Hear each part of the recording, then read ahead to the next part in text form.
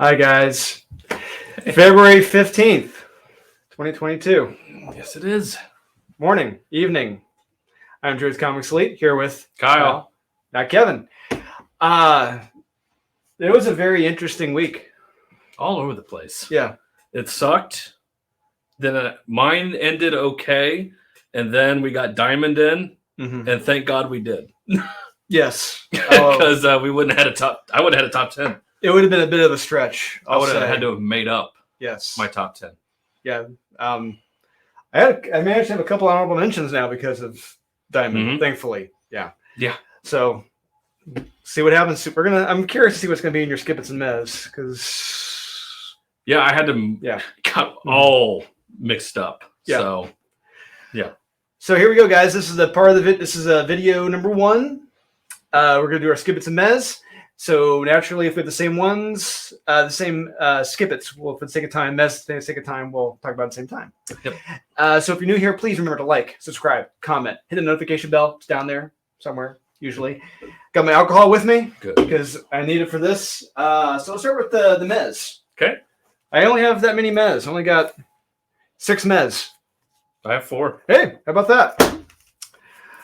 Okay, let me crack this open. Actually, yeah, we'll crack it open now. Yeah. Ernie, we're cracking that open. Yep. Yeah. All right. First one I got. First Meh. Batman of the Night, number 2.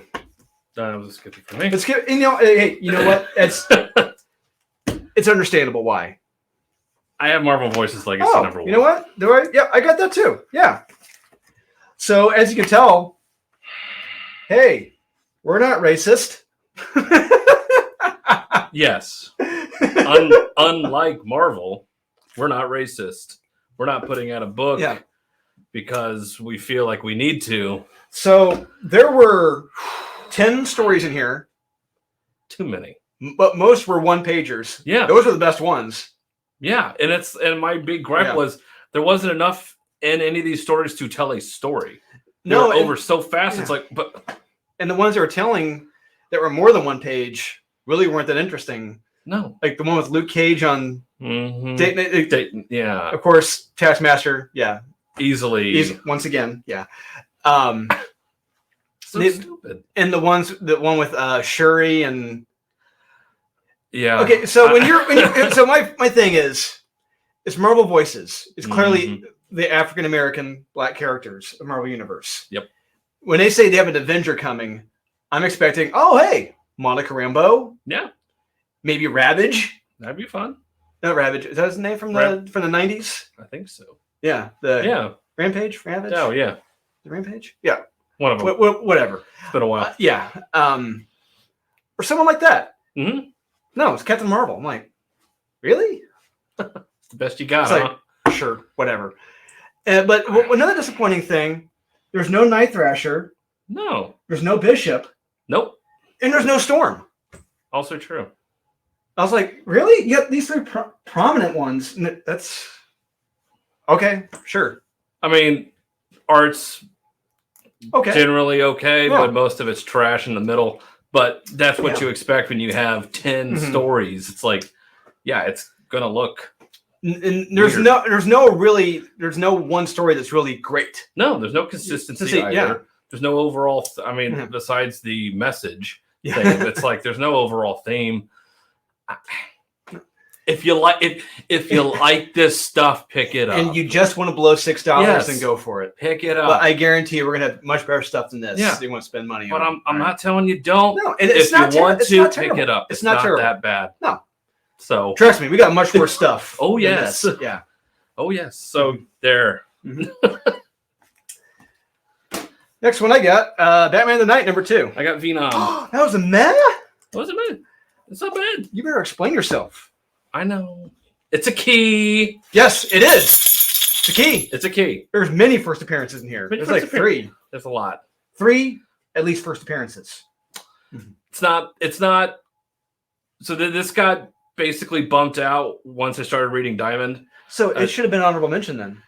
It could potentially be an honorable mention, man. It got better as the story went along. As the issue went along, I thought it got much better, much more exciting, a lot more fun, especially with this main character. Yeah, the revelations with him later on, it's making for a much more interesting story. Yeah, and I love what they did with the caption and dialogue bubbles at the end. Mm-hmm. Like he's not even listening to what the kid's saying. Nope. It's just like inherent stupid human dialogue. It was awesome. But like starting out, I was like, okay, it's kind of whimsical, kind of, you know. It's like, okay, Eddie's in heaven. Way. Okay. Yeah. He's in symbiote heaven. Yeah. And it's okay. The jokes are kind of lame, but it's like, okay, fine. But it gets better as the issue goes along. So it's not bad. Could be an honorable mention, man. It's around there.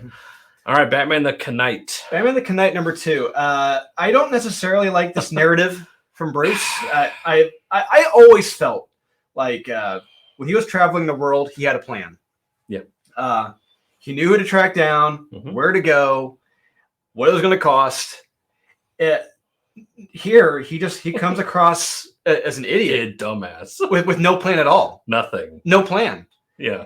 He isn't resourceful at all. No. He's an oaf. It's amazing when, look, guys, Batman the Animated Series, those episodes, when we focused on his past, he wasn't going around saying, I'm Bruce Wayne. He was saying, I'm John Smith. Yeah. It's like, yeah, brilliant. You don't want people to know who you are. And he knew what he was doing. Yeah. Here, I'm Bruce Wayne. I'm going to stop you. It's just wrong. Like, no, but thankfully, it does get better after the halfway point, where it's like, okay, this is how it should have started, because initially he's trying to stop her. Yeah, it's like, no, Bruce Wayne would be learning from her. Bruce Wayne would be committing the crimes with her. Right. And fortunately, he starts doing that after in the latter half of the comic. But it's told in montage. Yeah. I'm just like, that's not the point of this. No. Like, I don't want to see that.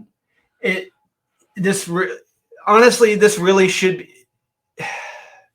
This is a story that really either one should not be told, or two should be written much better than it is. This is not that good. It's a skip it for me. I didn't have fun with it. No. And even in Batman Begins with Christopher Nolan did.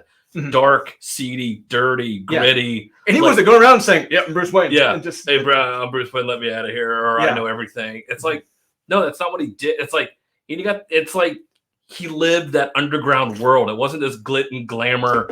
Yeah. Hey, I'm going to show up in Paris and everything's going to be great and wonderful. I'm not going to be in that much trouble. I'm going to be stopping crime. It's like, no, you're supposed to be learning, Yeah, that's the point. God, even Scott Snyder, his dumbass, he got in Batman Zero Year when you showed Bruce Wayne learning to steal cars and everything. Like, okay, he gets it. Yeah. Chip Zdarsky doesn't get it, apparently. No. But, I thought that was the easiest thing to get, but. Yeah.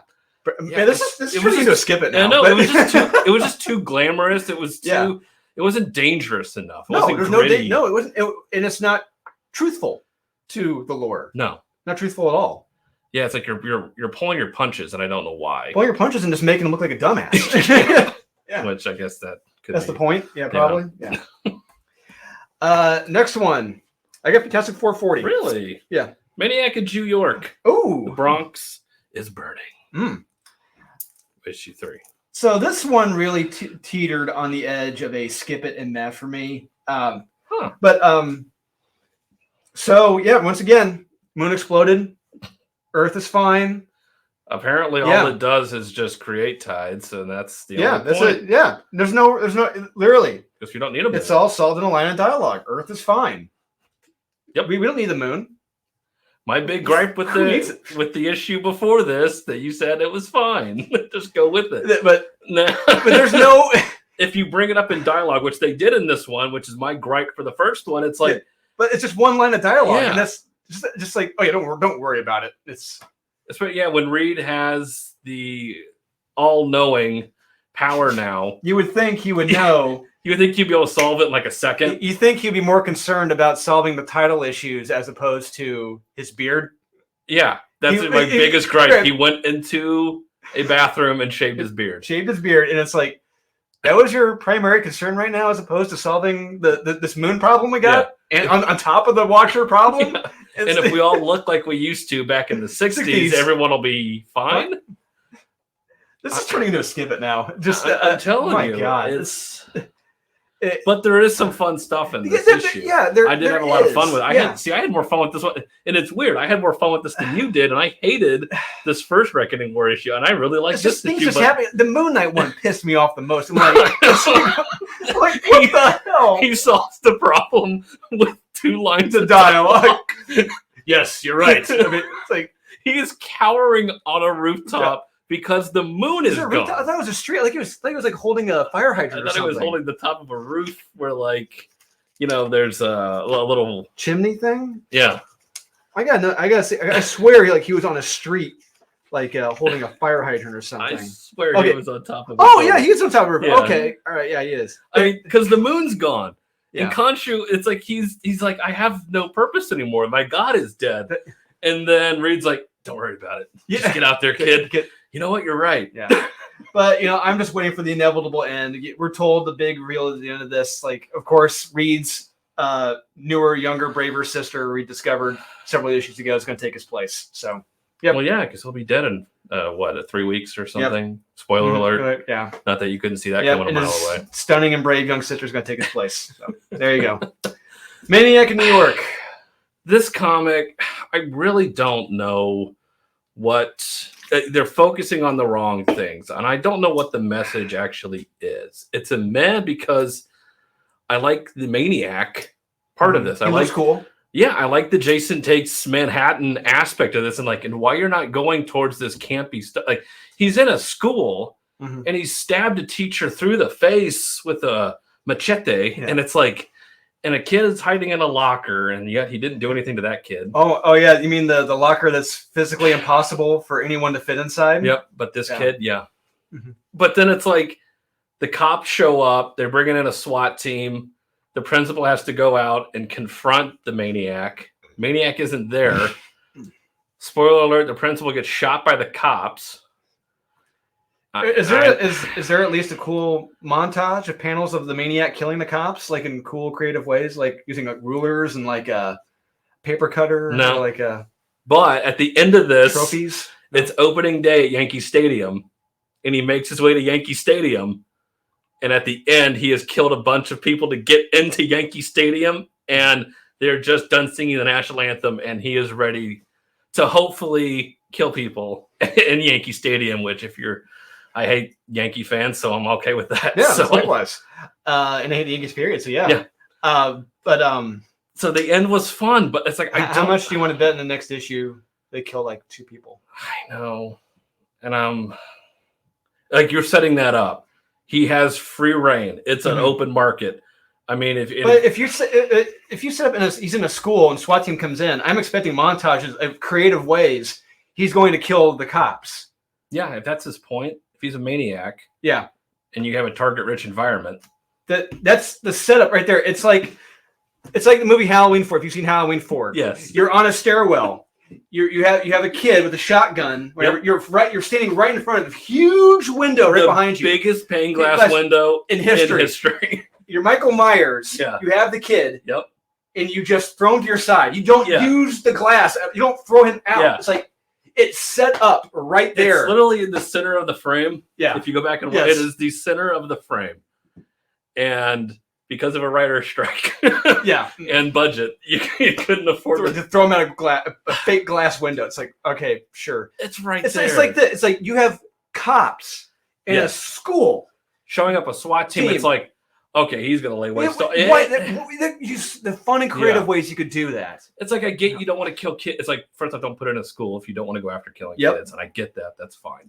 But like, you bring in cops. Come on. Have fun with it.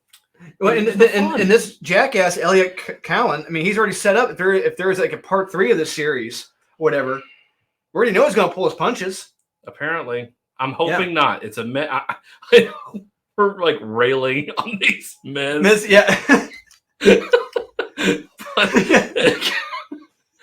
trust me, there's something in here. If you've been reading it, it doesn't do anything egregious. It's going to get you to stop reading it. So there's just they're not taking advantages of the situation. I'm picturing it in my head, and I can write it and have fun with it. But I don't know. I see somewhat of a message in here, but not enough to where it's like, okay, they're just being stupid. Well, that's just it. They're more focused on the message Right. as opposed to having fun. Right. And we can bring that up later with another writer that destroyed the fucking series. Yes. Because of the message. With one issue, yeah. Yes. So, but it's not like that. So no. It's a meh. Yeah, wasted opportunity. Shockingly, it's a meh. Yeah. My last one. I got Justice League 72. It's a meh for you. It's a meh for me. I had Monster Kill Squad number 4. That was a meh. Speaking of the message, the first 6 pages of this book. What, the couple? Not that. The Pandora character. What about her? All of this saying it's because of men I was treated so horribly. My story is wrong because a man was telling my story. That's not who I was at first, but because men are evil and stupid, I was treated as a villain. But I'm really not. But I am. Well, I think that's just it right there. There, you said it right there. That's why I like that. It's like, okay, but yeah, she's lying to herself. She is the villain. That's just it. The last issue was hilarious in a way that you had Cenobites take over a town, and they got defeated by contracts. By contracts, yeah. Clauses. If you're doing that type of story, and then this is the last issue of this, theoretically, because Bad Idea is gone. Yep. R.I.P. Yep. Never to be heard from again. Never. They're gone. Kaput. Yep. And then you get to the 6th page, I think, and then you get the Ju-on grudge, evil Japanese like girl with the wet hair over the face. I'm like, this is the fucking story. This is it. And then it's solved in a page, and I'm like, no. Like, you wasted 6 pages, and then you get to the fun stuff, and then it's taken care of so quickly, and then it ends on a happy note where they're all like, isn't it great to be Monster Kill Squad? We're great people, Monster Kill Squad. And isn't Monster Kill Squad wonderful? What are you going to do with your money? It's like... I think that was the joke. I mean, it's like tankers, you know? But like, you can't go serious, go jokey, have the fun stuff, and then I'm like, this is like Cabin in the Woods, potentially.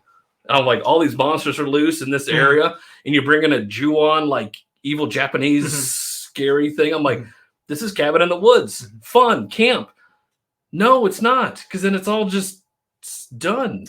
So to any of those who are easily triggered, he is not saying... It's not a Jewish person he's referring to. No. Ju-on is it's the Japanese version of The Grudge or The Ring movies. It's there you go. J-U-O-N. So delete that message you just wrote, please. Yes. I'm not an anti-Semite. So I wanted to have fun with it, and I've had fun with it. I just felt like it was taking itself too seriously, and it wanted to say things, and it didn't want to have enough fun. Okay. But it's a meh, but the art still terrific. The story overall, I think, is good. So if you've liked it, pick it up. So I got Justice League number 72 with some fixes. This could have been a top 10 book. It could have been. Yes. Get rid of the picnic party. Yes. Get rid of that. And have the first who did the art. Have him do the whole book. Yes. Top 10 book. 100%. I agree. Yes. And I hate Justice League Dark, so I think it gets a little out there. Yes. When I first opened this book, I'm like, this is awesome. I'm like, Bendis? Yeah, I'm like, I know. This isn't Bendis. I'm like, where's the mountains and mountains of dialogue? It's not there. Stupid, not funny jokes. It's gone. I'm like, this is awesome. Yeah. And I'm like, and there it is. Yeah. Yeah. And there's the picnic. Yep. And I'm like, fuck me. But then it pulls itself back at the end. Yes. And I'm like, what's going on here? Yeah. So I'm half in, half out right now. Mm-hmm. It is because the art, like I said, half the art in this is solid, so good, and it's got me hoping the next issue is going to be good. He set up something here that could be damn good. Could be. We'll see what happens. It's Bendis, so he could end up shitting in the bed. We'll see what happens. Probably. He's going to shit in the bed. So, there you go. It's Matt. All right. I've got 2 left. You probably have these. You probably may have been missed. They're the same. Silence, number 1. It's good. It's a good. It's from Second Sight Publishing. I may have put that in my top 10. Yeah, it's an artist who needs to take a break. Goes to Silence, Michigan. Yep. And finds a little MacGuffin and things aren't looking too good for people in the city. Yeah, it reminds me of a certain movie with Johnny Depp. Oh, okay. Oh, kind of. Yeah, I don't know if it's like that, but he was more successful. That's true. Yeah, this guy's this guy was a has-been. Mm-hmm. So like he was good, yeah, and now he's not. Yes. So I don't know if it's he's like I guess you could say Tom King. Like Tom King was good, now he's shit, or like or Bendis, he was good. Bendis, he was good, and now he's literally dog shit. Yeah. And that's kind of what I was getting with this guy, like living in New York City, or he's just fat, overweight piece of shit, and it's just like So you guess you could say it was Dan Slott. Yeah. It could be. Yeah, but if you want to read about Dan Slott killing people, there you go. Maybe. Yeah, maybe. I liked it. I think it's in my top 10. Next one I've got is the last one, The Last Days of the Forsaken. Yep. Number 1 from Second Sight Publishing. It was good. It was good. Yeah. I thought they were going one way with it when he started out in London in 1883. I'm like, oh, is this character killing people and going to be setting up like a Jack the Ripper thing? I'm like, oh, it wasn't actually a Jack the Ripper that was killing these people. It's actually this guy thing. No, I don't think that's where they were going with that. Just magic or magicians and demons, big people, and it's like, it's a cool little world this guy's created. So yeah, it reminded me of the show Penny Dreadful. Yeah. Oh, there you go. Man, I need to watch that again. I did too. I need to see that in a minute. Loved it. Yeah. Yeah, it kind of had that lived-in world. That's like it felt lived in, and I'm like, I'm really excited for this. Yeah. So yeah. You can do much worse. Yes, much worse. We could do much worse. Yeah. Here we go. We got the skip-its of the week. Creme de la crap. Yep. All right. So naturally, if we have the same ones, you know what? I'm going to save one because it's got a special place in hell. I think you know which. I'm going to save that. I'm going to save that for last. I got words to say about that. Okay. First one I've got is Cult of Icarus, number 1. All right, I got that in here. Where are you? There it is. Yep, I have that as well. We ran out of boards and bags, guys. Yep. I know you're harassing us. Trust me, we're not sacrileging. No, we're not. Yeah, we just don't have any. The art I really don't care for in this. The art. It's an absolute splattered mess. Yeah, this comic and the story. I mean, it's another vampire, another chosen one. This cliche is getting very, very, very played. Yeah, so played. I was bringing up. I literally just saw Red Letter Media's review of Near Dark, and I felt like they had a Near Dark type story here. They could have. They could have. They chose not to. Yeah, and I feel like if they would have gone towards that Near Dark type vampire story, all in. So now I want to talk about Near Dark now. I know. It's not a plug for Red Letter Media, but if you like horror films, you like vampires, or you like westerns, it's not a western per se in the 1800s. It's a contemporary vampire story told in the West. Yeah. But Near Dark, awesome vampire movie. Catherine Bigelow. Yeah, her director. First movie. Yeah. Ex-wife of James Cameron. Yeah. She knocked it out of the park. Great special effects too. Oh, so awesome. There's the bar scene. If you haven't seen the bar scene, if you can only see, I'm sure you can look it up and find it. The bar scene in that movie is awesome. Yes. You're going to notice a lot of actors that were in a James Cameron movie. Yep. 3 of them in particular. Yeah. That she took for this movie. And it's great. And I just happened to have watched that review and I'm like, I love this movie. I just watched it a year ago and I'm like, so good. But I was reading this literally right after. Exact opposite. It's the opposite. I'm like, you had it. Like you could have done something. I was like, oh, this is dark, gritty, dirt. I'm like, this could be really fun. No fun. Well, it's like we had more fun with that. Remember that Japanese American manga thing? Yeah. That was a great flip on a vampire story I didn't see coming. It's a way to do it. This is played cliche. Just boring. So bad. Some of the dialogue was just stupid. What? Yeah. I think really bad. Like the bathroom scene in this with the chick. I'm like, no. First off, you think this chick's attractive? I'm like, I don't just get an eye patch. Whatever. Yeah, it's like I don't know. That's a lot of amount of alcohol that.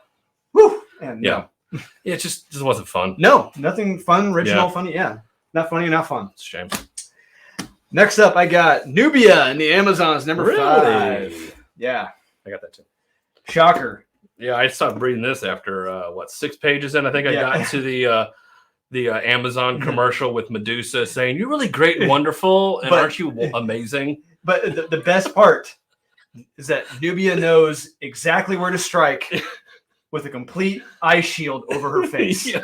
Complete Luke Skywalker blast shield over her face. She knows exactly where to strike. Yep. Doesn't miss. She has the Force. Yep. This was literally the Amazon commercial with Medusa. And the best part is, apparently because she was so, quote, blind with fury, Medusa couldn't turn her to stone. I am not shitting you. That is the line of dialogue. Yeah. It's not for me. When you say this out loud, you can't help but laugh. Yeah. I was laughing out loud reading this, just how bad it was. Yeah. And of course, once again, Medusa just misunderstood the whole time. Of course. Yep, just misunderstood. Men just see. Men are evil and women are all innocent and incapable of evil. So yeah. So I don't get the point. Yeah. This comic is just condescendingly stupid. It really is. I really don't know what's worse, the Amazon Prime Medusa commercial or this comic about Medusa. I read this dumpster fire once. I've seen that commercial like 40 times. I don't know. I've seen that so many times. It's awful. Mm-hmm. It's so cringeworthy. Crap. Fuck this comic. Garbage. Yes. Got a lot of DC this weekend, Skip. I know. I'm seeing the Batman a lot. Yes. The movie I'm purposely avoiding like the plague. Next one, I got Robins, number 4 of 6. I got that next too. What the fuck is this? What is this? Everyone is drawn like they're melting. Yes. On the page. Everyone talks like an absolute dumbass. Yes. And weren't they supposed to be finding the first Robin? Yes. They're all bickering with one another about food and Dick Grayson having air conditioning in his apartment. And yeah, because apparently it's hot in Gotham now. Apparently, all of a sudden. Yes. And Bruce Wayne was giving a speech, but didn't look like Bruce Wayne. Didn't look like Bruce. No, Bruce Wayne is not going to sweat. Right? Sorry, he doesn't. No. I'm like, is this him? I'm like, I can't tell because it's so terribly drawn. I didn't know if this was just drawn like a wormy businessman. That's what I'm like, oh, this is just some swarmy guy. That's like, no, it's Bruce Wayne. I'm like, I don't think so. I don't see it. This, another Tim Seeley dumpster fire. No, it's like this cover. What's going on here in the cover is more interesting than what happens in the comic. Yes, and that this doesn't even happen in the comic. No, none of this happens. Because Anarchy is here. Yeah, he's written like a moron. Yeah, and apparently Tim Seeley doesn't understand Ayn Rand. No, that line is just dropped in here. Yeah, anarchy and objectivism, two different things. Yeah, does not make sense. I mean, it is so dumb. Yeah, I was pissed after reading this book because of how dumb it was. Mm-hmm. And it's another Tim Seeley dumpster fire this week. Unfortunately. Yeah. I think another one of those coming up. Next one I got Nightwing 89. Hey, that's next too. Oh my god. You mean Superman, son of Kal-El, number whatever the fuck is next? This is effectively Superman, kind of son of Kal-El. It is. That's what featuring Nightwing. So the beginning of this had me so angry, furious. It goes against every bit of continuity of Jonathan Kent, set up by much better writers, Peter Tomasi, Dan Jurgens, and Patrick Gleason. Yeah, he's hiding out in a cave. Yeah, I was like, whoa. He got lost. I didn't pump the brakes. I slammed on the brakes. I'm like, you're fucking lying. You're lying, Tom Taylor. So I consulted, my Omnibuy, everything, Super Sons. That shit never happened. Did not go down like that at all. He never got scared or whatever the reason. Superboy was never scared of them. Never. Yep.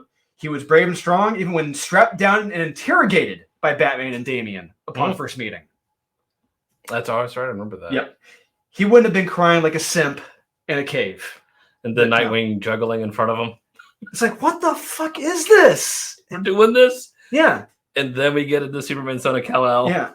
And on top of that, Superman, his dad wouldn't have been looking for him. Yeah. Yeah, it's like, because I remember in that issue, I remember in the Super Sons issue when he's interrogated, Superman was busted through the cave. Like, what the fuck did you do with my son? Yeah. And yeah. And they're able to find him in 5 seconds. I don't know. And yeah, it's like, then what Superman the fuck shows up. is this? No, this completely goes against any continuity that was established. Yeah, it made no sense. None of this. And then when they go, I thought it was hilarious when not Superman's boyfriend says, I got to go to work. This is my job. It's like, don't you have to get paid? Yeah, don't you have to get paid? Yes. Like, aren't you just a blogger yeah. who tweets about stuff? No, he's a terrorist. You know? Yeah. Aren't you a terrorist blogging about stuff? So I guess getting paid means stealing money from people. Yeah. Breaking into the companies. And, I just thought it was funny. He's like, I have to go to work. Like, no, is that what terrorists say? Yeah. I gotta go to work. Well, Bruce Wayne said it in Batman '89. I gotta go to work. I guess that's true. Yeah. Damn. Tim Burton. And apparently Dick is helping fund these domestic terrorists too. Yeah, he wants to. Yeah. He's like, I believe in your message of I don't know who you are or what you do. Yeah. But I believe in it. It's like, well, then again, he's written like an idiot. He's giving money to the homeless because that's how you solve the homeless problem and the hungry problem. Just feed up, give them all burgers and food. That's true. Give them money. Yeah. Fixes everything. That's true. And I also didn't appreciate how John was asking his dad for help. And the AI. Yeah, and he's like, "Oh God, you're just not good enough." It's like it's not the same. And then he stops talking to him. Yeah. It's like he's literally giving you dad advice. Yeah, and you're just like, "Shut up, Dad." No, fuck this. No, I got to stop. Fuck this I really don't understand. I hate this comic. God damn. The next one I got X-Men number 6. Really? X-Men number 8. Yeah, I got to. Really? Yeah, this was the first. Well, first off, I will give us a positive. This was the first time in a long time that MODOK wasn't treated like a punchline or a Trump or a Trump lookalike. That's true. I still hate MODOK as a character. I still think it's dog shit. But the opening of this, I'm like, oh shit, he's playing for keeps. It felt like it, and then it turned into an X-Men book. Yes, it did. Yes, yes. I'm like, and then everything's a joke. Yes, but then the worst part of this book, Laura X-23, not Wolverine, and Sync. Yes. Not the band in Sync, but Sync. In the middle of the fight, just randomly start conversing with one another about their time in the vault.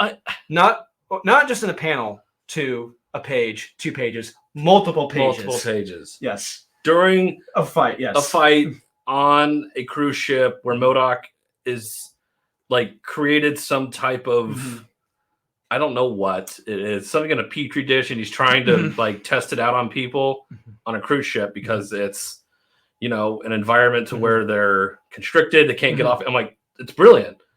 It's like they could have actually gotten really creepy with it and really dark, but of course it's an X-Men book and they don't. And so then it's like, oh, they're sneaking around and trying to find them. It's like, you're having this fucking conversation. Like, what are you doing? Yeah. And apparently you can tell someone will make a hell of an X-Man by having a team of girlfriends and treating humans like second thoughts. Yeah, Negasonic. Yeah, it's like, what? Is she just bringing in a bunch of girlfriends? It's like, she's going to make one hell of an X-Man. Like, what the fuck does one have to do with the other one? That makes no sense. Jerry Duggan, you dumb fuck.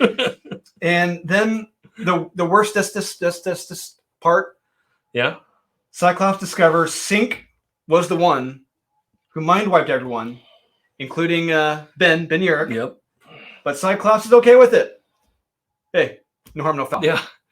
It was with good intentions. Everybody gets one. Fuck off. That is evil. That was the one thing that I have liked about the X-Men. I'm like, they're finally going to get under this. Ben Urich is going to break this story wide open.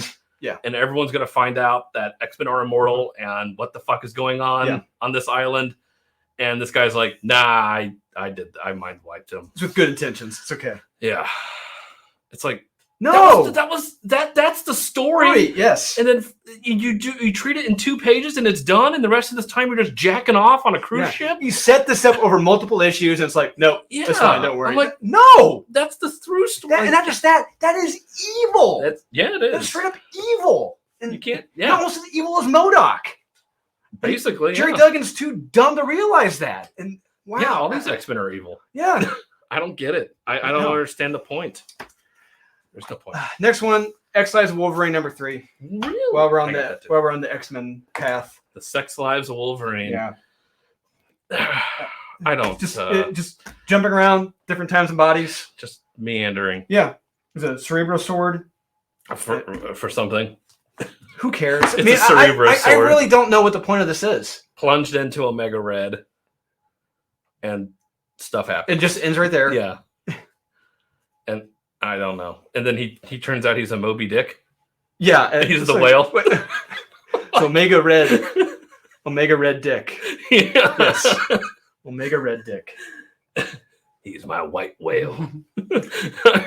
I mean, they turned Charles Xavier's great grandfather into Moby Dick. Yeah. Captain Ahab. And it's like, okay. What? What is your overall mission again? Like, what are you doing and how can you do all this? I think Ben Percy's setting up Charles Xavier as like all his relatives, like Eli Whitney is actually an Xavier descendant, and Mark Twain is actually an Xavier descendant. And well, that could be true. Yeah, it's like Forrest Gump. Yeah, probably true. It is so dumb. And then they get into this cultural environmental issue that Charles Xavier, for whatever reason, is talking about on C-SPAN. Yes. What? We need to save the Amazon and the indigenous peoples. It's like, what? I thought this was a Wolverine book. Yeah, shouldn't you be in New York? Maybe at Columbia, giving a speech on the mutant gene. Yeah, or literally anywhere else. Why the fuck are you in the rainforest? Yeah. When like Wolverine's just talking about how everything here can literally kill you. Yeah. It's like, okay. No, once again. This is so dumb. Dumb. God. Yeah. I got 3 left. Next one I got Suicide Squad King Shark number 6. Whoa. Okay, I got the 10. Yeah. Okay. Another Tim Seeley piece of shit. Yeah. So I'm not hip on what all the kids are into. Is this an homage to something? I don't know. Okay. I don't know. It feels like it's an homage to something. I don't know what it is, but could be. Yeah. It's got like a whatever. Anyway, the cover looks more thoughtful than what's going on in the comic. Wasn't it?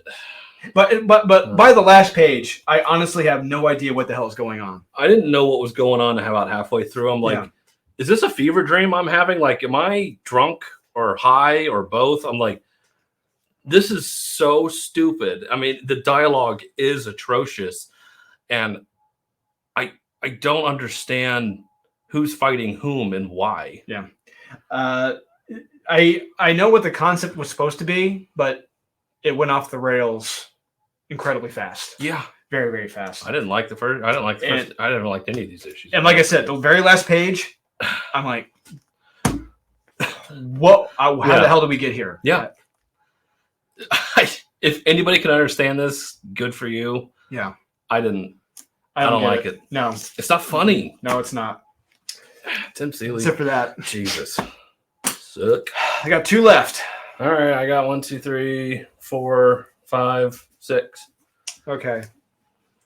We'll do one more, and then you go run through yours, and we'll save that one for last. All right. I got Silver Coin number 9. Really? Yes. Yeah, I do too.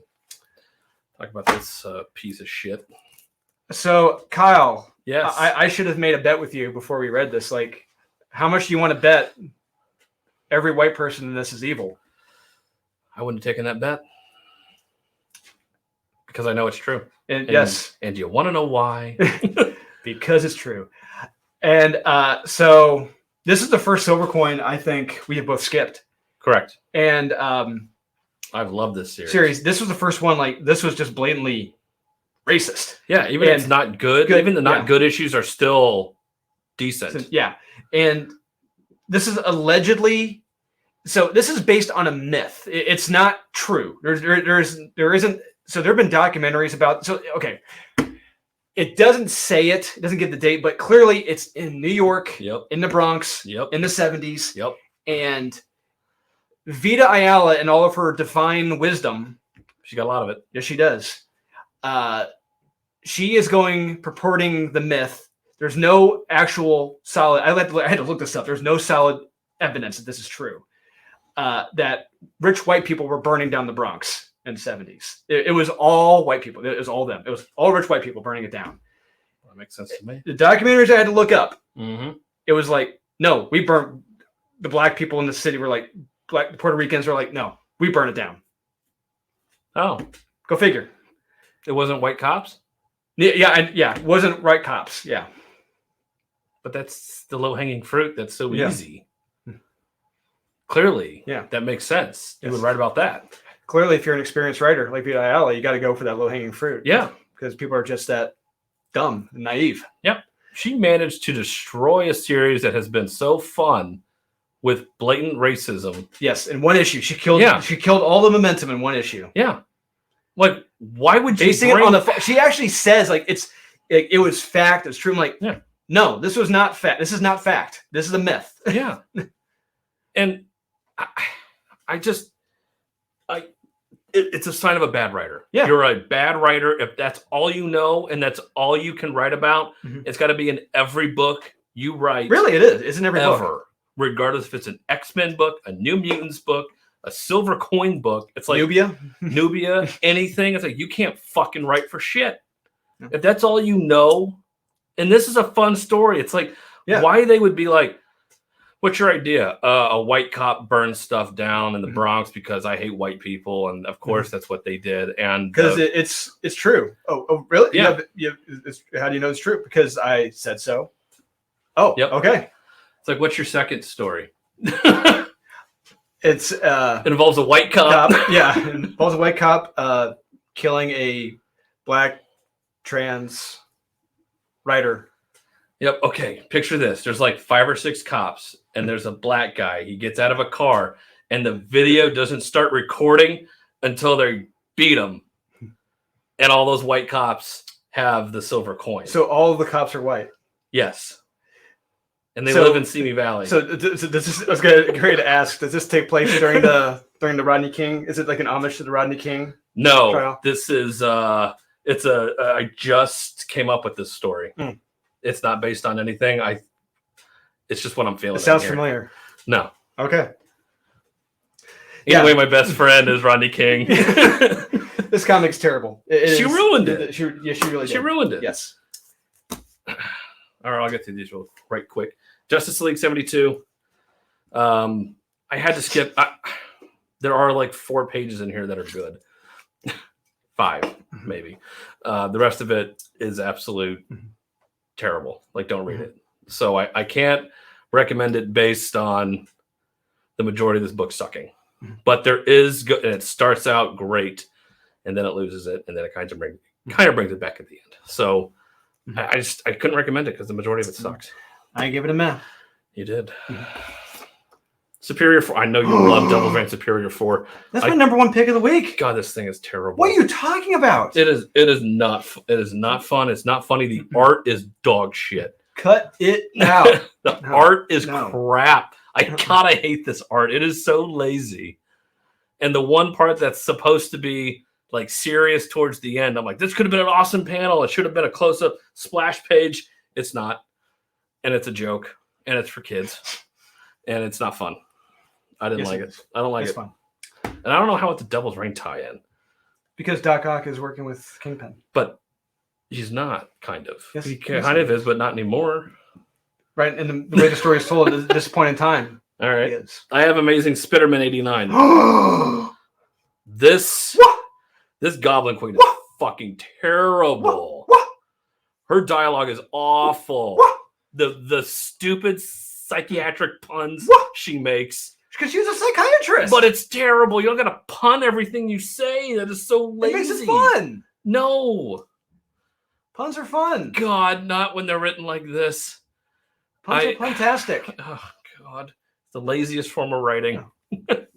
I did not like it. It's got the Madden. Every other one is good, apparently. So maybe the next one will be better. It's supposed to be, theoretically.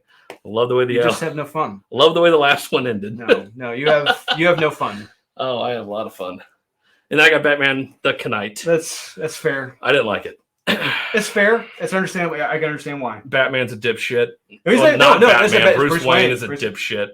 Yeah. And treated like an idiot the whole time. and this chick that he's following around just keeps calling him an idiot. Yeah. It's like, oh, okay. The middle-aged French thief. Yeah. Sure. Because I buy that too. It's whatever. I didn't like it. I didn't have fun with it. I just wasn't dark enough. Wasn't gritty enough, like I said before. Skip it. All right. Here we go. The dumpster fire piece of shit of the week. Woo! Everyone is specking. Everyone's specking on this hard, and it's a key. So hey, you know what? Sorry, not sorry. I'm gonna piss on all your Cheerios gladly. I'm gonna piss on them and laugh. Iron Fist number 1. Iron fisted. Yeah, we are iron. We have been iron fisted. Yep, it is a key. Key. So this comic is the equivalent of week-old takeout dried white rice. By that I mean bland, generic, and tasteless.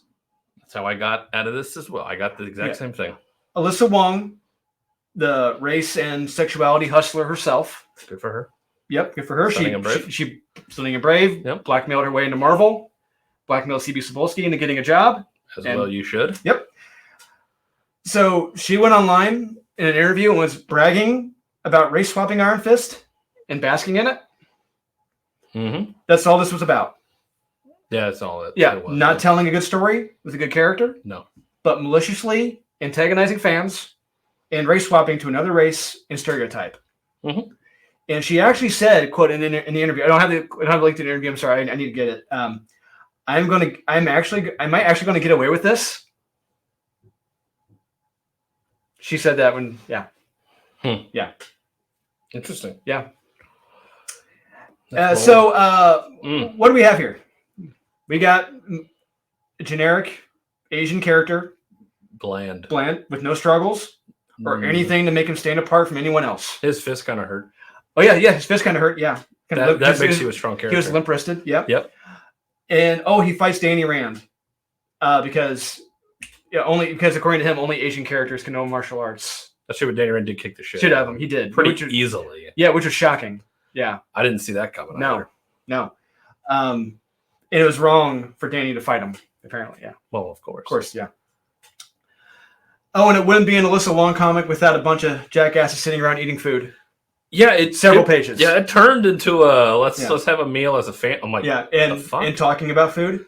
Yeah, and cooking food and tea, and talking about cooking food. Mm-hmm. Just very, very riveting. And how my family loves you so much. Like we're gonna adopt you because you're so great.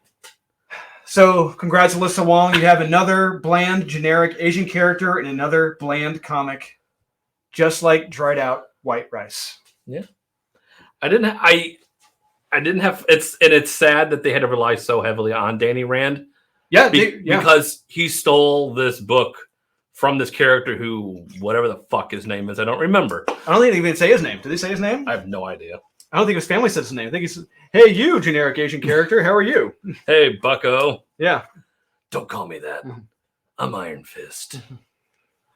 I didn't earn it. He had shards of a. Was this a character that was shown in another book? It's either My Men or Lin Lai. It rolls off the tongue like Danny Rand, doesn't it? I get the optics for Danny Rand being Iron. I get it. No. Well, here's the thing. Yeah, optically in 2021, because people are easily triggered. Yes, only Asian Americans can know apparently martial arts.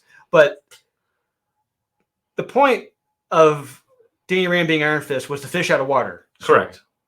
Yeah, which is a very, very common, well told, very strong type of story to tell. It's been done forever, and it will continue to be done forever. Why? Because it works. It does. And it creates struggle. It creates that I don't understand this culture, so I need to learn and then be better. And survive. Yeah.